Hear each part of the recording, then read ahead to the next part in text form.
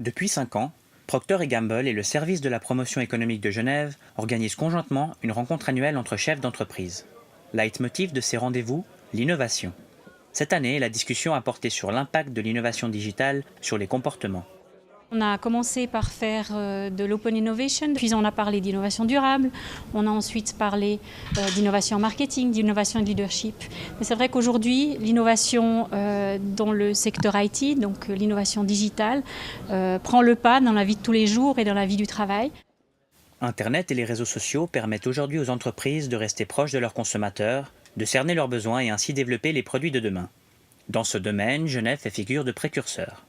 L'innovation digitale est très importante pour le tissu économique local, puisque dans un premier temps, si on regarde les conditions cadres de la région genevoise, elles sont caractérisées par des salaires élevés et un prix du terrain élevé. Ce qui fait qu'on est, d'un point de vue économique, on est obligé de s'orienter sur des activités à forte valeur ajoutée avec un haut degré de savoir-faire. Et on dispose aussi historiquement d'un tissu économique orienté vers les technologies de l'information, notamment avec la présence du CERN. On oublie souvent que le web a été inventé à Genève. L'innovation digitale représente une solution pour développer des nouvelles applications qui vont permettre de développer des nouveaux savoir-faire et des nouvelles activités économiques.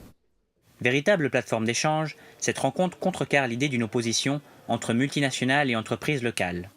On voit qu'il y a une sorte de complémentarité entre les deux, puisque d'un certain côté, les multinationales vont chercher des produits innovants, des innovations, des nouveautés, et de l'autre côté, on a des start-up dans la région qui, elles, vont avoir des problèmes à trouver des débouchés.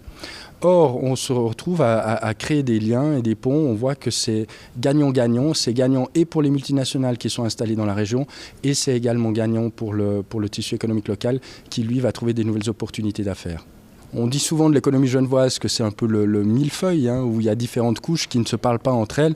Je pense qu'une des missions principales de la promotion économique, c'est de faire que ces différentes couches se parlent et qu'elles développent ensemble.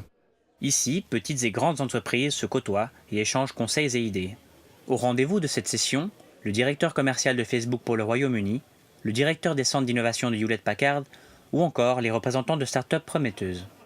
Notre produit est une application mobile qui fonctionne sur iPhone et Android et qui permet d'envoyer des messages multimédia entre personnes et d'apporter deux dimensions nouvelles qui n'avaient pas été faites jusque-là, qui est l'espace et le temps. L'application a gagné le prix Venture Night lors de la conférence LIFT de 2012. Sa force, une transmission plus pertinente des messages puisqu'ils arrivent au bon moment et au bon endroit. Je peux programmer mes messages de bonne année à l'avance en mettant une vidéo, une photo, un message audio qui est quand même un peu plus charmant que bonne année. Je peux vous envoyer un message maintenant, pendant l'interview, qui va vous déranger parce que vous êtes occupé. Par contre, je peux aussi vous poser un message devant chez vous, devant votre appartement ou votre maison.